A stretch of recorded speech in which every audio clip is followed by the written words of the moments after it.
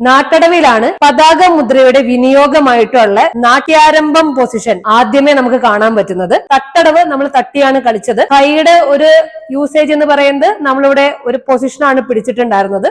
നാട്ടടവിൽ കൈ നാട്യാരംഭ സ്ഥാനത്തിലേക്ക് വരുവാണ്. നാട്ടടവ് മുതലാണ് കൈയും കാലും ഉപയോഗിച്ചുള്ള അടവുകൾ ആദ്യമേ നമ്മൾ ചെയ്തു തുടങ്ങുന്നത്. നമ്മൾ എങ്ങനെയാണ് നാട്യാരംഭം സ്ഥാനം പ്രാക്ടീസ് ചെയ്യുന്നത് എന്ന് നാട്ടടവ് മുതൽ നമ്മൾ ഫോക്കസ് ചെയ്യാൻ തുടങ്ങും. ആ ഒരു പൊസിഷനെ കുറിച്ച് പറയുവാണെങ്കിൽ ഞാൻ നിങ്ങൾക്കൊന്നും കൂടി ക്ലിയർ ആയിട്ട് മനസ്സിലാകാൻ വേണ്ടിയിട്ട് കൈയുടെ ഒരു ഡയറക്ഷൻ ആണ് പറയുന്നത്. നമ്മൾ കൈ ചെയ്യുന്നത് ഇപ്പോ ഒരു കൈയുടെ ഒരു ആക്ഷനിൽ ഞാൻ കാണിച്ചു തരാം. കൈ നീട്ടി പിടിച്ചു, ഫുള്ളായിട്ട് ഇങ്ങനെ സ്ട്രെച്ച് ചെയ്ത് പിടിക്കുക.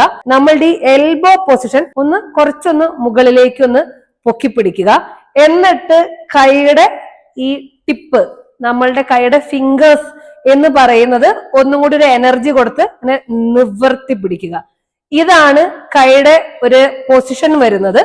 ഇതില് നാട്ടടവില് നമ്മൾ അധികവും ഉപയോഗിക്കുന്നത് കൈ തൃപ്പതാക മുദ്രയാണ് ഉപയോഗിക്കുന്നത്. നാട്ടടവിന്റെ കൈയുടെ ഒരു മൂവ്മെന്റ്സ് നോക്കിയാൽ അതിങ്ങനെ സൈഡ് തിരിഞ്ഞു താഴേക്കുമായിട്ടുള്ള ഇങ്ങനൊരു മൂവ്മെന്റ് സംഭവിച്ചുകൊണ്ടിരിക്കും. ഇതാണ് നാട്യാരംഭം എന്ന് പറയുന്നത്. കൈകളുടെ മൂവ്മെന്റ്സ് ഫോക്കസ് ചെയ്യുവാണെങ്കിൽ നാട്ടടവിൽ 8 അടവുകളാണ് ഉള്ളത്.